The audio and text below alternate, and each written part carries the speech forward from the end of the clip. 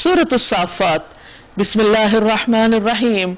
शुरू अल्लाह के नाम से जो बेइंतहा मेहरबान निहायत रहम फरमाने वाला है।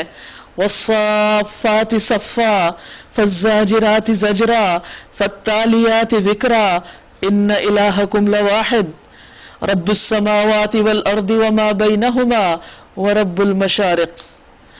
कतार दर कतार सफ बांधने वालों की कसम, इशारा है फरिश्तों की तरफ कि जो इंतहाई मुनज़्ज़म तरीके से पूरे डिसिप्लिन के साथ अल्लाह की इबादत में लगे हुए हैं। आसमान में 4 उंगलियां रखने की भी जगह ऐसी नहीं जहां कोई ना कोई फरिश्ता अल्लाह की इबादत में ना खड़ा हो। लेकिन वो ऐसे नहीं कि हैफाजत जो जहां जिसका जी चाहे खड़ा हो गया, बल्कि बाकायदा सफ़े बनी हुई हैं उनकी, जैसा कि अहादीस से हमें पता चलता है।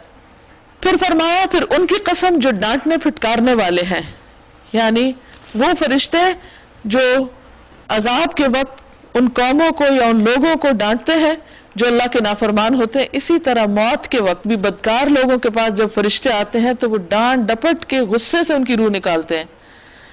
फत्तालियाति ज़िक्रा, फिर उनकी जो कलाम नसीहत सुनाने वाले हैं, यानी कुरान की तिलावत करते हैं या अल्लाह का जिक्र सुनाते हैं। इन्ना इलाहकुम लवाहिद, तुम्हारा इलाह बस एक ही इलाह है। आसमान और जमीन की हर चीज गवाही देती है अल्लाह की तौहीद पर, और ये फरिश्ते भी इसी बात के गवाह हैं। रब्बुस समावाति वल अर्द, जो आसमानों और जमीन का रब है। वमा बैनहुमा, और जो उन दोनों के दरमियान है। व रब्बुल मशारिक़, और सारे मशरिकों का रब। कहते कि साल के हर दिन में सूरज एक मुख्तलिफ जगह से निकलता है, तो वो सारे ही फिर अलग अलग मशरिक बन जाते हैं, इसलिए जमा का सीगा इस्तेमाल हुआ है, यानी हर रोज एक नए एंगल से सूरज तुलू होता है। इन्ना ज़य्यना समा दुनिया बिज़ीनतिल कवाकिब, हमने आसमान दुनिया को तारों की जीनत से आरास्ता किया। यानी तुम्हें इसमें रब की तख्लीक और रब के कारनामों का निशान नजर नहीं आता, ये अलामात तुम्हें रब तक नहीं ले जाती। व हिफ्ज़म मिन कुल्लि शैतानिन मारिद, और हर शैतान सरकश से उनको महफूज कर दिया। ये शयातीन मलए आला की बातें नहीं सुन सकते, नहीं वही जब उतरती है तो ये इन्हें नहीं पता चलता कि क्या आ रहा है। हर तरफ से मारे और हाके जाते हैं, और इनके लिए मुसलसल अजाब है। ताहम अगर इनमें से कुछ कोई ले उड़े तो एक तेज शोला उसका पीछा करता है और उसे खत्म कर देता है, यानी ये उसमें से कुछ भी चुरा नहीं सकते। अब इनसे पूछो, इनकी पैदाइश ज्यादा मुश्किल काम है या उन चीजों की जो हमने पैदा कर रखी हैं?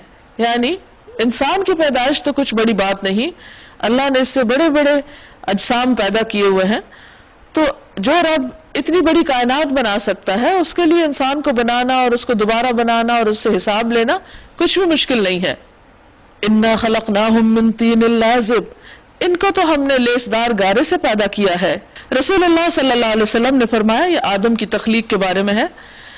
अल्लाह ताला ने सारी जमीन से एक मुट्ठी भरी और उससे आदम को पैदा किया। यही वजह है कि औलाद आदम जमीन की मिट्टी की नौइयत के मुताबिक पैदा हुए हैं। कोई सुर्ख, कोई सफेद, कोई स्याह, किसी की रंगतें उनके दरमियान की हैं, और कोई नर्म है तो कोई सख्त, कोई खबीस है तो कोई तय्यब, यानी जैसी जमीन वैसे ही लोग। तुम अल्लाह की कुदरत के करिश्मों पर हैरान हो और ये इसका मजाक उड़ा रहे हैं। समझाया जाता है तो समझ कर नहीं देते, कोई निशानी देखते हैं तो उसे ठट्ठों में उड़ाते हैं, मजाक उड़ाते हैं पैगंबर का। वक़ालू इन हाज़ा इल्ला सिहरुम मुबीन, कहते हैं ये तो एक सरी जादू है। भला कहीं ऐसा हो सकता है कि जब हम मर चुके हों और मिट्टी बन जाए और हड्डियों का पिंजर रह जाए, उस वक्त हम फिर जिंदा करके उठा खड़े किए जाएं? कैसे मुमकिन है? और क्या हमारे अगले वक्तों के आबा और अजदाद भी उठाए जाएंगे जो हजारों सालों से मरे पड़े? इनसे कहो हाँ, और तुम खुदा के मुकाबले में बेबस हो, यानी अल्लाह सुब्हानहू तआला के मुकाबले में तुम्हारा जोर कुछ भी नहीं कि वो अगर तुम्हें पैदा करना चाहे तो तुम इनकार कर दो कि हम नहीं बनते। इन्नमा हिया ज़जरतुम वाहिदा, बस एक ही झिड़की होगी और ये यकायक अपनी आंखों से वो सब कुछ जिसकी खबर दी जा रही है देख रहे होंगे। उस वक्त ये कहेंगे, हाय हमारी कमबख्ती, ये तो यौमुल जज़ा है, ये तो बदले का दिन है, ये वही फैसले का दिन है जिसे तुम झुटलाया करते थे। इन्हीं उनको बताया जाएगा, आज आंखें खोल के देख लो कि वहां आ खड़े हुए जिससे तुम भागते थे। हुक्म होगा घेर लाओ सब जालिमों को और उनके साथियों को और उन माबूदों को जिनको वो खुदा को छोड़कर पूजा करते थे, सबको इकट्ठा कर दो। من دون اللہ، اللہ کے سوا، فہدوہم الی صراط الجحیم، پھر ان سب کو جہنم کا راستہ دکھاؤ، وقفوہم، ذرا ان کو ٹھہراؤ، یعنی جہنم میں ڈالنے سے پہلے تھوڑا روک لو، انہم مسئولون، کیونکہ ان سے پوچھا جانا ہے، اب ان کے سوال ہوں گے، ان سے حساب لیا جائے گا۔ اللہ چاہے تو ویسے ہی پھینک دے، لیکن وہ حساب کا مرحلہ بھی بڑا سخت ہے۔ اب دیکھیے جب کسی انسان سے یہ پوچھا جائے کہ تم نے فلاں کام کیوں کیا، اس وقت کیا جواب ہو سکتا ہے؟ کوئی ایسا جواب تو نہیں کہ جو اللہ کو سیٹسفائی کر سکے۔ انسانوں کو تو انسان کو بہانہ لگا کے، کوئی جھوٹ بول کے، کسی بھی طریقے سے مطمئن کر سکتا ہے اور اپنی جان چھڑا سکتا ہے، کسی بھی مقدمے میں جیت سکتا ہے، لیکن اللہ کے ہاں کوئی ایسی چیز کام نہ دے گی، کیونکہ وہ تو ظاہر اور باطن، آگے پیچھے، حال اور ماضی، مستقبل، غائب کا سب کا جاننے والا ہے۔ کیا ہو گیا ہے تمہیں؟ اب ایک دوسرے کی مدد کیوں نہیں کرتے؟ جن معبودوں پہ تمہیں بہت بھروسہ تھا، جن کے اوپر تمہیں بہت توکل تھا، وہ کدھر ہیں؟ ارے آج تو یہ اپنے آپ کو ایک دوسرے کے حوالے کیے دے رہے ہیں، یعنی اس وقت اب ان کے اندر کسی قسم کی کوئی ریزنٹمنٹ نہیں ہوگی، اس کے بعد یہ ایک دوسرے کی طرف مڑیں گے اور باہم جھگڑنا شروع کر دیں گے۔ یعنی دنیا میں جن کے ساتھ دوستیاں تھیں اور ایک دوسرے کا سہارا بنے ہوئے تھے، آج وہی ایک دوسرے کے دشمن۔ پیروی کرنے والے فالوورز اپنے پیشواؤں لیڈر سے کہیں گے تم ہمارے پاس سیدھے رخ سے آتے تھے، یعنی تم ہمارے اوپر طاقت سے آتے تھے اور زبردستی ہم سے اپنی مرضی کراتے تھے۔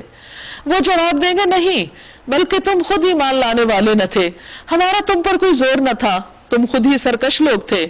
آخر کار ہم اپنے رب کے اس فرمان کے مستحق ہو گئے کہ ہم عذاب کا مزہ چکھنے والے ہیں، سو ہم نے تمہیں بہکایا، ہم خود بہکے ہوئے تھے۔ فَإِنَّهُمْ يَوْمَئِذٍ فِي الْعَذَابِ مُشْتَرِكُونَ، اس طرح وہ سب اس روز عذاب میں مشترک ہوں گے، سب ایک ہی جگہ ہوں گے، یعنی پیروکار بھی اور فالوورز بھی، لیڈرز بھی، گمراہ کرنے والے، گمراہ ہونے والے، ان کے معبود، سب کے سب ایک ہی کیٹیگری، ایک ہی انٹرسٹ کے لوگ ایک ہی جگہ پھینک دیے جائیں گے۔ ہم مجرموں کے ساتھ یہی کچھ کیا کرتے ہیں۔ یہ وہ لوگ تھے جب ان سے کہا جاتا اللہ کے سوا کوئی معبود برحق نہیں تو یہ گھمنڈ میں آ جاتے تھے، تکبر کرتے تھے اور کہتے تھے کیا ہم ایک شاعر مجنون کی خاطر اپنے معبودوں کو چھوڑ دیں؟ یعنی نبی صلی اللہ علیہ وسلم کو یہ شاعر اور مجنون سمجھتے، حالانکہ وہ حق لے کر آیا تھا اور اس نے رسولوں کی تصدیق کی تھی۔ اب ان سے کہا جائے گا تم لازماً دردناک سزا کا مزہ چکھنے والے ہو، اور تمہیں جو بھی بدلہ دیا جا رہا ہے انہیں اعمال کا دیا جا رہا ہے جو تم کرتے رہے ہو۔ الا عباد اللہ المخلصین، مگر اللہ کے چنے ہوئے بندے اس برے انجام سے محفوظ ہوں گے۔ ان کے لیے معلوم رزق ہے، جانا بوجھا، یعنی جس کی تفصیلات قرآن مجید میں جگہ جگہ بتائی جا چکی ہیں، ہر طرح کی لذیذ چیزیں اور نعمت بھری جنتیں جس میں وہ عزت کے ساتھ رکھے جائیں گے، تختوں پر آمنے سامنے بیٹھیں گے، یعنی ایک دوسرے سے لڑیں جھگڑیں گے نہیں بلکہ ایک دوسرے کے ساتھ بیٹھ کر انجوائے کریں گے۔ شراب کے چشموں سے ساغر بھر بھر کر ان کے درمیان پھرائے جائیں گے، چمکتی ہوئی شراب جو پینے والوں کے لیے لذت ہوگی، نہ اس سے ان کے جسم کو کوئی نقصان ہوگا، نہ ان کی عقل کوئی خراب ہوگی۔ دنیا کی شراب کے برعکس وہ شراب سراسر فائدے کی ہوگی۔ اور ان کے پاس نگاہیں بچانے والی خوبصورت آنکھوں والی عورتیں ہوں گی، ایسی نازک جیسے انڈے کے چھلکے کے نیچے چھپی ہوئی جھلی، یعنی ان کی سکن کی نرمی، خوبصورتی اور ان کے کلر کی خوبصورتی بتائی جا رہی ہے، کیونکہ عورتوں کی خوبصورتی ان کی آنکھوں اور خاص طور پر سکن، ان دو چیزوں میں ہوتی ہے۔ پھر وہ ایک دوسرے کی طرف متوجہ ہو کر حالات پوچھیں گے، یعنی دنیا کی باتیں کریں گے، پچھلے قصے کہانیاں۔ عام طور پر ایسا ہوتا ہے کہ جب لوگ ایک دوسرے سے ملتے ہیں تو اپنے ماضی کو یاد کرتے ہیں، پرانی باتیں دہراتے ہیں، اور وہ ایک طرح سے جو کہانیاں بن چکی ہوتی ہیں۔ تو وہاں بھی ان میں سے ایک کہے گا دنیا میں میرا ایک ہم نشین تھا، میرا کلیگ تھا، جو مجھ سے کہا کرتا تھا کیا تم بھی تصدیق کرنے والوں میں سے، تم بھی آخرت کو مانتے ہو؟ کیا واقعی جب ہم مر چکے ہوں گے اور مٹی ہو جائیں گے اور ہڈیوں کا پنجر بن جائیں گے تو ہمیں جزا سزا دی جائے گی؟ اب کیا آپ لوگ دیکھنا چاہتے ہیں وہ صاحب ہیں کہاں، وہ جو انکار کرتے تھے، دنیا میں ساتھ رہتے تھے؟ سورۃ یاسین میں آتا ہے نا کہ وہاں الگ الگ ہو جائیں، حکم ہوگا وَامْتَازُوا الْيَوْمَ أَيُّهَا الْمُجْرِمُونَ، اے مجرموں آج چٹ کے الگ الگ ہو جاؤ۔ اور وہاں پر ایک جنت میں چلا گیا، دوسرا کلیگ جہنم میں ہے، تو وہ کہیں گے دیکھنا چاہو گے اب کہاں ہے، کس وقت؟ 14 سال پہلے تو شاید یہ بات لوگوں کے لیے سمجھنا مشکل، لیکن آج تو کچھ مشکل نہیں، دنیا کے ایک حصے میں بیٹھ کر ہم دوسرے حصے کے لوگوں کو براہ راست اسی وقت دیکھ رہے ہوتے ہیں، تو ایک دم ان کے سامنے پورا سین آ جائے گا اور کہیں گے وہ جہنم کی گہرائی میں دیکھ لو فلاں جگہ ہے وہ، اور وہ اس سے خطاب کر کے بات چیت شروع کی، کمیونیکیشن شروع ہو جائے گی.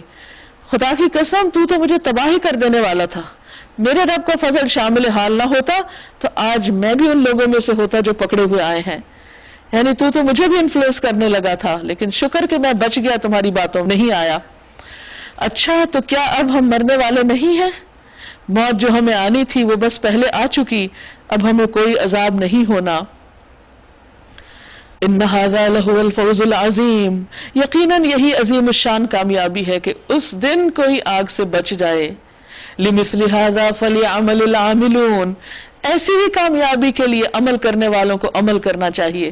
اذالک خیر نزلا ام شجرۃ الزقوم انا جعلناها فتنۃ للظالمین، بولو یہ ضیافت اچھی ہے، یہ مہمانی اچھی ہے یا زقوم کا درخت؟ ہم نے اس درخت کو ظالموں کے لیے فتنہ بنا دیا ہے. کیونکہ وہ لوگ زقوم کا نام سنتے ہی ہنستے تھے کہ جی دیکھو آگ میں بھی درخت اگیں گے، یہ کیسے ممکن ہے؟ تو اللہ سبحانہ وتعالیٰ نے فرمایا کہ یہ اڑالے جو مذاق اڑاتے ہیں، لیکن یہی ان کی مہمانی ہوگی. وہ ایک درخت ہے جو جہنم کی تہہ سے نکلتا ہے، وہ اس آگ میں بھی اگتا ہے، تو خود سوچئے کتنا سخت جان قسم کا ہوگا. اس کے شگوفے ایسا جیسے شیطانوں کے سر، یعنی اس کی شکل بھی اچھی نہیں. جہنم کے لوگ اسے کھائیں گے اور اسی سے پیٹ بھریں گے، پھر اس پر پینے کے لیے ان کو کھولتا پانی ملے گا، کیونکہ وہ اتنا کڑوا درخت ہوگا کہ اس کو کھا کے اور پیاس بڑھ جائے گی. تو پھر پینے کے لیے کوئی ٹھنڈا پانی نہیں ہوگا، ابلتا پانی. اور اس کے بعد ان کی واپسی اسی آتش دوزخ کی طرف ہوگی، یعنی یہ کھانا کھا کے واپس پھر سزا کی طرف پلٹائے جائیں گے. یعنی بھوک پیاس سے بےتاب ہوں گے تو کھانے کے لیے یہ چیزیں ہوں گی، اور جب کھا چکیں گے تو دوبارہ پھر وہیں پہنچ جائیں گے. یہ وہ لوگ ہیں جنہوں نے اپنے باپ دادا کو گمراہ پایا اور انہی کے نقش قدم پر دوڑ چلے، یعنی خود اپنی عقل سے کبھی کام نہ لیا کہ حق کیا ہے، نہ اسے جانا نہ پہچانا، صرف اندھا دھند ایک آباء و اجداد کی تقلید پر چلتے رہے. حالانکہ ان سے پہلے بہت سے لوگ گمراہ ہو چکے تھے اور ان میں ہم نے تنبیہ کرنے والے رسول بھیجے تھے. یعنی ایسا نہیں کہ ان کے آباء و اجداد کو ہم نے ہدایت نہیں دی تھی، ان کے لیے بھی انتظام کیا تھا. اب دیکھ لو کہ ان تنبیہ کیے جانے والوں کا کیا انجام ہوا. انہیں جو ڈرایا گیا اور وہ نہیں ڈرے تو پھر نتیجہ کیا ہوا. اس برے انجام سے بس اللہ کے وہی بندے بچے ہیں جنہیں اس نے اپنے لیے خالص کر لیا. اور وہ خالص بندے کون سے؟ جیسے نوح علیہ السلام، وَلَقَدْ نَادَانَا نُوحٌ فَلَنِعْمَ الْمُجِيبُونَ. ہم کو اس سے پہلے نوح علیہ السلام نے پکارا تھا، دعا مانگی تھی ہم سے. کیا دعا؟ کہ انی مغلوب فانتصر، یا اللہ میں مغلوب ہو گیا ہوں، تو ہی مدد کر. تو دیکھو ہم کیسے اچھے جواب دینے والے تھے. ہم نے دعا سن لی. وَنَجَّيْنَاهُ وَأَهْلَهُ مِنَ الْكَرْبِ الْعَظِيمِ، ہم نے اس کو اور اس کے گھر والوں کو کرب عظیم سے بچا لیا، یعنی اس مسلسل اذیت سے جو قوم ان کو پہنچا رہی تھی. وَجَعَلْنَا ذُرِّيَّتَهُ هُمُ الْبَاقِينَ، اور اسی کی نسل کو ہم نے باقی رکھا اور بعد کی نسلوں میں اس کی تعریف اور توصیف چھوڑ دی. سلام ہے نوح پر تمام دنیا والوں میں، ہم نیکی کرنے والوں کو ایسی ہی جزا دیا کرتے ہیں جیسی نوح علیہ السلام کو دی ہے، کہ وہ اس وقت بھی ان کی دعا سنی جاتی ہے اور بعد میں بھی دنیا میں ان کی نیک نامی باقی رہتی ہے. در حقیقت وہ ہمارے مومن بندوں میں سے تھا، پھر دوسرے گروہ کو ہم نے غرق کر دیا، یعنی سرکش لوگوں کو. اور نوح علیہ السلام کے طریقے پر چلنے والا ابراہیم تھا علیہ السلام. اذ جاء ربہ بقلب سلیم، جب اپنے رب کی حضور قلب سلیم لے کر آئے، سلامت دل، ہر شرک سے اور ہر برے خیال اور بری باتوں سے پاک، کیونکہ دل ہی تو اصل چیز ہے، جس طرف وہ چل پڑے باقی اعضاء تو اسی کے تابع دار ہو جاتے ہیں. تو ان کا دل سلامت تھا، اس دل میں اللہ کے سوا کوئی اور نہ تھا. اذ قال لأبیہ وقومہ ماذا تعبدون، جب اس نے اپنے والد اور اپنی قوم سے کہا یہ تم کن چیزوں کی عبادت کرتے ہو. ایفکن آلہۃ دون اللہ تریدون، کیا اللہ کو چھوڑ کر جھوٹ گھڑے ہوئے معبود چاہتے، یعنی من گھڑت قسم کے معبود بنا لیے خود سے خود ہی، جن کی کوئی حقیقت نہیں. فما ظنکم برب العالمین، آخر رب العالمین کے بارے میں تمہارا کیا گمان ہے کہ وہ رب کون ہے جو اصل معبود ہے، وہ اس کے بارے میں تم کیا سوچتے ہو جس نے سب کچھ بنایا؟ کیا اس کا کوئی بھی حق نہیں؟ پھر اس نے تاروں پہ ایک نگاہ ڈالی، کہا میری طبیعت خراب ہے، چنانچہ وہ لوگ اسے چھوڑ کر چلے گئے، یعنی وہ جو ان کے جشن کا دن تھا۔ ان کے پیچھے وہ چپکے سے ان کے معبودوں کے مندر میں گھس گیا اور بولا آپ لوگ کھاتے کیوں نہیں؟ کیا ہو گیا، آپ لوگ بولتے بھی نہیں؟ اس کے بعد وہ ان پر پل پڑا اور سیدھے ہاتھ سے خوب ضربیں لگائیں۔ واپس آ کر وہ لوگ بھاگے بھاگے اس کے پاس آئے۔ اس نے کہا کیا تم اپنی ہی تراشی ہوئی چیزوں کو پوجتے ہو، حالانکہ اللہ ہی نے تم کو بھی پیدا کیا اور ان چیزوں کو بھی جنہیں تم بناتے ہو۔ انہوں نے آپس میں کہا اس کے لیے ایک الاؤ تیار کرو اور اسے دہتی ہوئی آگ کے ڈھیر میں پھینک دو۔ انہوں نے اس کے خلاف ایک کارروائی کرنا چاہی مگر ہم نے انہی کو نیچا کر دیا۔ یعنی کس طرح اللہ سبحانہ تعالیٰ کی مدد آئی، فَأَرَادُوا بِهِ كَيْدًا فَجَعَلْنَاهُمُ الْأَسْفَلِينَ۔ تو دنیا میں جو بھی انسان سچا ہوتا ہے، اپنے رب کے لیے مخلص ہوتا ہے، خاص ساری دنیا کے لوگ مل کر اس کے خلاف چالیں چلیں، اللہ سبحانہ تعالیٰ اپنی خاص رحمت سے اس کو اپنی حفاظت میں رکھتا ہے، جیسے ابراہیم علیہ السلام کو رکھا، اور چالیں چلنے والوں کو نیچا کر دیتا ہے۔ وَقَالَ إِنِّي ذَاهِبٌ إِلَىٰ رَبِّي سَيَهْدِينِ۔ ابراہیم علیہ السلام نے کہا میں اپنے رب کی طرف جاتا ہوں، وہی میری رہنمائی کرے گا۔ رب هب لي من الصالحین، اے پروردگار مجھے ایک بیٹا عطا کر جو صالحوں میں سے ہو، نیک لوگوں میں سے ہو۔ تو اس دعا کے جواب میں فبشرناہ بغلام حلیم، ہم نے اس کو ایک حلیم بردبار لڑکے کی بشارت دی، یعنی صرف بیٹا نہیں دیا بلکہ بہت اچھے اخلاق والا بیٹا دیا جو بہت ہی تحمل والا، برداشت والا اور حلم والا تھا، یعنی جلد باز نہیں تھا اور اس کے اندر کسی قسم کا کوئی غرور نہیں تھا۔ وہ لڑکا جب اس کے ساتھ دوڑ دھوپ کرنے کی عمر کو پہنچ گیا، یعنی اسماعیل علیہ السلام کی طرف اشارہ ہے، جب وہ جوان ہو گئے تو ایک روز ابراہیم علیہ السلام نے اس سے کہا بیٹا میں خواب میں دیکھتا ہوں کہ میں تجھے ذبح کر رہا ہوں، اب تو بتا تیرا کیا خیال ہے؟ اس نے کہا ابا جان جو کچھ آپ کو حکم دیا جا رہا ہے آپ اسے کر ڈالیے، انشاءاللہ آپ مجھے صابروں میں سے پائیں گے۔ اب آپ دیکھیے کہ ابراہیم علیہ السلام نے جب اسماعیل علیہ السلام چھوٹے ہی تھے تو اس وقت ان کو ان کی والدہ کے ساتھ مکہ میں چھوڑ دیا تھا اور سالہ ان کے پاس نہیں گئے، لیکن جب اللہ سبحانہ وتعالیٰ کے حکم سے وہ وہاں پہنچتے ہیں اور اپنا خواب سناتے ہیں تو فوراً تیار ہو جاتے ہیں۔ یہ کس کی تربیت تھی؟ ماں کی تربیت تھی کہ اس نے کس طرح اپنے بچے کو ایمان پر رکھا اور والد کا فرما بردار بنایا، اور پھر جب وہ آئے اور وہ ان کو لے کر گئے ذبح کرنے کے لیے تو کہا جاتا ہے کہ ان کے پاس ایک ہی قمیض تھی، تو وہ اپنے والد سے کہتے ہیں کہ آپ اسی میں مجھے کفن دیجیے گا۔ تو اس سے اندازہ لگائیے کہ کتنے سوچ سمجھ کر، ایسا نہیں کہ کوئی جذباتی کیفیت تھی جس کی بنا پر انہوں نے کہہ دیا اور پھر اس کے بعد ڈرنے گھبرانے لگ گئے، کہا نہیں اگر اللہ کا حکم ہے تو اس میں خیر ہی خیر ہے۔ کہ اطاعت کا کتنا بلند درجہ ہے۔ ہم بعض اوقات کوئی کام اللہ کے حکم کے مطابق کرنے لگتے ہیں تو پھر 100 طرح کے خیال ہمیں ڈراتے ہیں کہ پتہ نہیں پھر یہ نقصان نہ ہو جائے، وہ نہ ہو جائے۔ حالانکہ انسان اگر اللہ پر توکل کر لے تو اللہ تعالیٰ اس وقتی نقصان کے اندر سے بھی بہت ساری خیر نکال دیتا ہے۔ ان دونوں نے سر تسلیم خم کر دیا، بہت ہی بڑا امتحان تھا، اور ابراہیم علیہ السلام نے بیٹے کو ماتھے کے بل گرا دیا اور ہم نے ندا دی اے ابراہیم تو نے خواب سچا کر دکھایا، بس اتنی سی بات تھی، تیری آزمائش تھی، ہم نیکی کرنے والوں کو ایسی ہی جزا دیتے ہیں۔ یقیناً یہ ایک کھلی آزمائش تھی اور ہم نے ایک بڑی قربانی فدیے میں دے کر اس بچے کو چھڑا لیا، یعنی اس کی بجائے وہ جو چھری انہوں نے پھیری اس کو ریپلیس کر دیا ایک مینڈھے سے، اور اس کی تعریف اور توصیف ہمیشہ کے لیے بعد کی نسلوں میں چھوڑی، یعنی آج جو بھی ان کا نام لیتا ہے عزت اور احترام کے ساتھ، اور اس قربانی کی وجہ سے ان کا اور زیادہ ان کے لیے احسان مند ہوتا ہے اور ان کے لیے زیادہ عزت کے جذبات ہوتے ہیں۔ سلام علی ابراہیم، سلام ہے ابراہیم پر، کذالک نجزی المحسنین، ہم نیکی کرنے والوں کو ایسی ہی جزا دیتے ہیں، انہ من عبادنا المؤمنین، یقیناً وہ ہمارے مومن بندوں میں سے تھا۔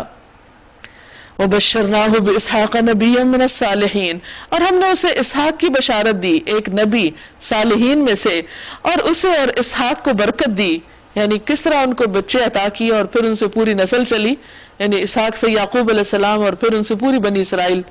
ومن ذریتہما محسن وظالم لنفسہ مبین، اب ان دونوں کی اولاد میں سے کوئی محسن ہے اور کوئی اپنے نفس پر سری ظلم کرنے والا ہے، یعنی اللہ نے ان کو تو ہر طرح کی برکتیں دی لیکن آگے پھر اولاد میں ہر طرح کے لوگ ہیں، نیک بھی ہیں بد بھی ہیں۔ اور ہم نے موسیٰ اور ہارون پر احسان کیا، وَنَجَّيْنَاهُمَا وَقَوْمَهُمَا مِنَ الْكَرْبِ الْعَظِيمِ، ان کو اور ان کی قوم کو کرب عظیم سے نجات دی، یعنی فرعون کے ظلم و ستم سے نجات دی، انہیں نصرت بخشی، مدد کی ان کی، جس کی وجہ سے وہی غالب رہے، ان کو نہایت واضح کتاب عطا کی یعنی تورات، انہیں راہ راست دکھائی، اور بعد کی نسلوں میں ان کا ذکر خیر باقی رکھا۔ یعنی ایسا نہیں کہ کوئی اللہ کے لیے قربانی دے تو اللہ تعالیٰ اس کی قدر نہ کرے، اس کا ذکر خیر ہمیشہ کے لیے باقی رکھا۔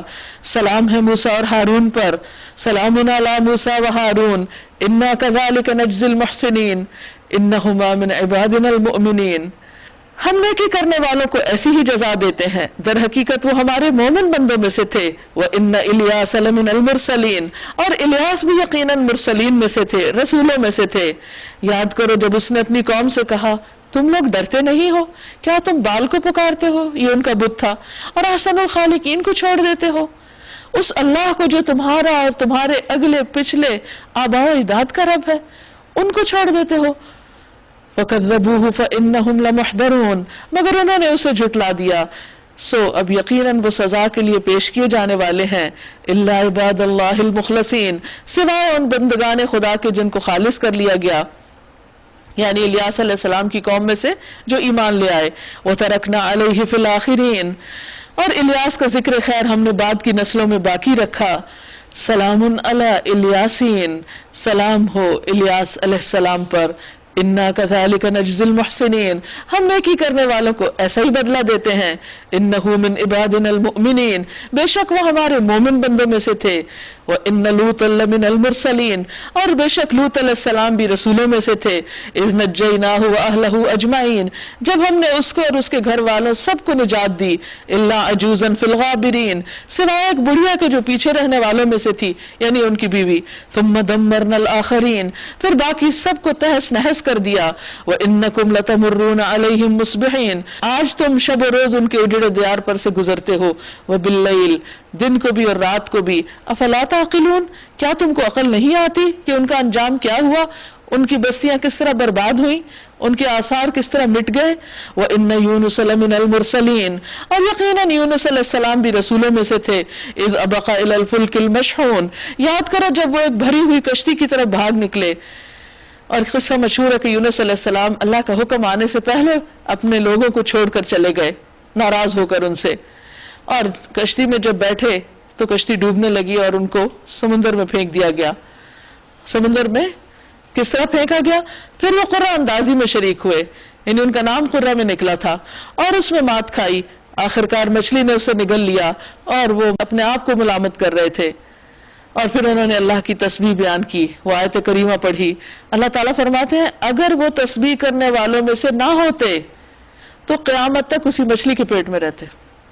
تو اس سے یہ پتہ چلتا ہے کہ انسان سے بھول چوک ہو جاتی ہے، غلطی ہو جاتی ہے، تو اس کے فوراً بعد اللہ تعالیٰ سے توبہ بھی کرنی چاہیے، اور ساتھ اللہ کی تسبیح بیان کرنی چاہیے کہ اللہ میرا ہی قصور ہے، آپ نے یہ جو میرے حق میں اس وقت فیصلہ کیا، اس مشکل کے آنے کا بھی، اس میں آپ پر کوئی الزام نہیں، میری ہی غلطی ہے، میری ہی زیادتی ہے۔ اور اس سے بھی پتہ چلتا ہے کہ اللہ تعالیٰ دعائیں سنتا ہے، چاہے انسان کی کتنی بھی بڑی غلطی ہو۔ یعنی انہوں نے ایسا کام کیا تھا کہ اللہ تعالیٰ ان سے ناراض ہو گئے تھے، لیکن جو ہی انہوں نے پکارا اللہ تعالیٰ متوجہ ہو گئے۔ فَنَبَذْنَاهُ بِالْعَرَاءِ وَهُوَ سَقِيمٌ، آخر کار ہم نے اسے ایک بڑی بیمار حالت میں ایک چٹیل زمین پہ پھینک دیا۔ وَأَنبَتْنَا عَلَيْهِ شَجَرَةً مِّن يَقْطِينٍ، اور اس پر ایک بیلدار درخت اگا دیا۔ وَأَرْسَلْنَاهُ إِلَى 100,000 أَوْ يَزِيدُونَ، اس کے بعد ہم نے اسے 1,00,000 یا اس سے زیادہ لوگوں کی طرف بھیجا۔ یعنی یہ نہیں کہ اللہ تعالیٰ کو تعداد نہیں پتہ تھی، یہ کہنے کا ایک انداز ہے، ایک سٹائل ہے۔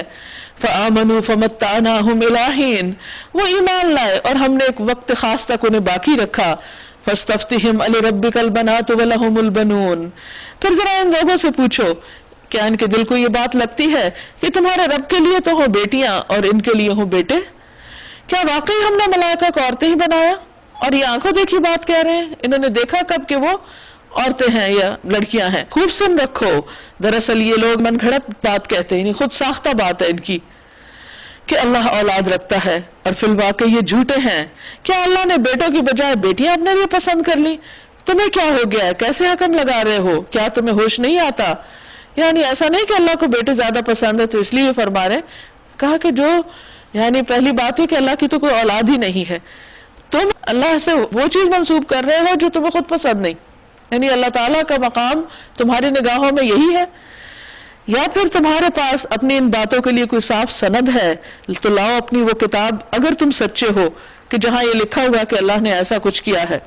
وَجَعَلُوا بَيْنَهُ وَبَيْنَ الْجِنَّةِ نَسَبًا، انہوں نے اللہ اور ملائکہ کے درمیان نسب کا رشتہ بنا رکھا ہے، حالانکہ ملائکہ خوب جانتے ہیں کہ یہ لوگ مجرم کی حیثیت سے پیش ہونے والے ہیں، اور وہ کہتے ہیں اللہ ان صفات سے پاک ہے جو اس کے خالص بندوں کے سوا دوسرے لوگ اس کی طرف منسوب کرتے ہیں۔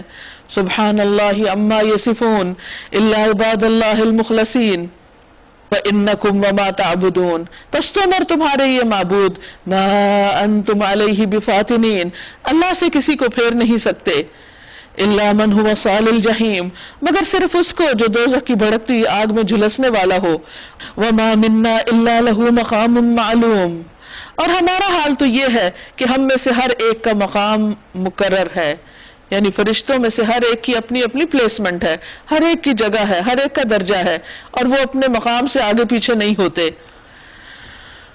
وَإِنَّا لَنَحْنُ الصَّافُونَ، اور ہم صف بستہ خدمتگار ہیں، یعنی صفوں میں کھڑے ہیں۔ تو اسی لیے نبی صلی اللہ علیہ وسلم نے صحابہ کو فرمایا کیا تم اس طرح صفے نہیں بناؤ گے کہ جیسے فرشتے بناتے ہیں، اور پھر اس کی تفصیل حدیث میں آتی ہے وَإِنَّا لَنَحْنُ الْمُسَبِّحُونَ، اور ہم تو تسبیح کرنے والے ہیں، اور فرشتوں کی تسبیح کیا ہے؟ سبحان اللہ وبحمدہ سبحان اللہ العظیم۔ فرشتوں کی تسبیحات ابو ذر رضی اللہ عنہ سے روایت ہے، انہوں نے عرض کیا یا رسول اللہ صلی اللہ علیہ وسلم، میرے ماں باپ آپ پر قربان، اللہ کا کون سا کلام زیادہ پسندیدہ ہے؟ آپ نے فرمایا جو اللہ تعالیٰ نے اپنے فرشتوں کے لیے پسند کر رکھا ہے، سبحان ربی وبحمدہ سبحان ربی وبحمدہ۔ یہ تسبیح کی مختلف قسمیں ہیں، سبحان اللہ وبحمدہ بھی آتا ہے، اور سبحان اللہ وبحمدہ سبحان اللہ العظیم یہ بھی۔ وَإِن كَانُوا لَيَقُولُونَ، یہ لوگ تو پہلے کہا کرتے تھے لو عندنا ذکر من الاولین، کاش ہمارے پاس وہ ذکر ہوتا جو پچھلی قوموں کو ملا تھا تو ہم اللہ کے چنے ہوئے بندے ہوتے، جب وہ آ گیا تو انہوں نے اس کا انکار کر دیا۔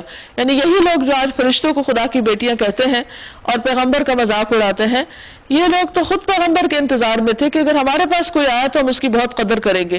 اب جب پیغمبر آ گیا تو انہوں نے کس طرح کا معاملہ اور کیسا سلوک کیا، اب ان قریب انہیں اس روش کا نتیجہ معلوم ہو جائے گا۔ اپنے بھیجے ہوئے بندوں سے ہم پہلے ہی وعدہ کر چکے ہیں کہ یقیناً ان کی مدد کی جائے گی، یعنی نبی صلی اللہ علیہ وسلم اور آپ کے ساتھیوں کی، اور ہمارا ہی لشکر غالب ہو کر رہے گا، یعنی اہل ایمان اللہ کا لشکر ہوتے ہیں، یعنی اللہ ان کو کامیابی دے گا۔ اور جو اسے ہم دیکھتے ہیں کہ جنگ بدر میں پھر اللہ سبحانہ وتعالیٰ نے اپنے ایمان والے بندوں کو ان کے دشمنوں پر غلبہ عطا کیا، اگرچہ وہ ان سے تعداد میں بہت تھوڑے تھے۔ فَتَوَلَّ عَنْهُمْ حَتَّى حِينٍ، پس اے نبی صلی اللہ علیہ وسلم ذرا کچھ مدت انہیں ان کے حال پہ چھوڑ دو، بس تھوڑا سا صبر، ان کا انجام جلد ان کے سامنے آ جائے گا۔ وَأَبْصِرْهُمْ فَسَوْفَ يُبْصِرُونَ، اور دیکھتے رہیے ان قریب یہ خود بھی دیکھ لیں گے کہ انجام کس کا کیا ہوتا ہے۔ فَبِعَذَابِنَا يَسْتَعْجِلُونَ، کیا یہ ہمارے عذاب کے لیے جلدی مچا رہے ہیں؟ فَإِذَا نَزَلَ بِسَاحَتِهِمْ فَسَاءَ صَبَاحُ الْمُنذَرِينَ، جب وہ ان کے صحن میں اتر آئے گا تو وہ دن ان لوگوں کے لیے بہت برا ہوگا جنہیں متنبہ کیا جا چکا ہے۔ پس ذرا انہیں کچھ مدت کے لیے چھوڑ دو اور دیکھتے رہو، ان قریب یہ خود دیکھ لیں گے۔ سبحان ربک رب العزت عما یصفون، پاک ہے تیرا رب عزت کا مالک ان تمام باتوں سے جو یہ لوگ بنا رہے ہیں، یعنی اس کے ساتھ جس کو بھی یہ شریک ٹھہرا رہے ہیں اس سے اس کی شان میں کوئی کمی نہیں آتی۔ اگر یہ کسی اور کو اس کے حقوق دے رہے ہیں تو اس سے اس کی شان میں کچھ فرق نہیں آتا، کیونکہ یہ تمام باتیں جھوٹ پر مبنی ہیں، اور جھوٹ پر مبنی باتوں کی کوئی حقیقت نہیں ہوتی۔ اس سے اللہ سبحانہ وتعالیٰ کی شان میں کوئی فرق نہیں آتا، اس کی شان و شوکت، اس کی عزت، اس کا مقام، اس کی بڑائی، اس کی عظمت میں اگر یہ کسی اور کو ساتھ شریک کرنا بھی چاہتے ہیں تو یہ صرف ان کے منہ کی باتیں ہیں، اس سے کچھ بھی حاصل نہ ہوگا۔ وَسَلَامٌ عَلَى الْمُرْسَلِينَ، اور سلامتی ہو سارے رسولوں پر جنہوں نے اللہ کا پیغام بندوں کو سچ حقیقت کے مطابق پہنچا دیا، اور اس پیغام کو پہنچانے کے لیے طرح طرح کی تکلیفیں برداشت کی۔ وقتی طور پر اگر انہیں کوئی دکھ غم پریشانی ہوئی بھی تو اللہ نے ان کو سلامت رکھا، دنیا میں بھی ان پر سلامتی بھیجی، ان کو نجات دی اور ان کو اپنی رحمت سے بچا لیا، اور آخرت میں بھی ان کو ہر طرف سے سلام پہنچے گا۔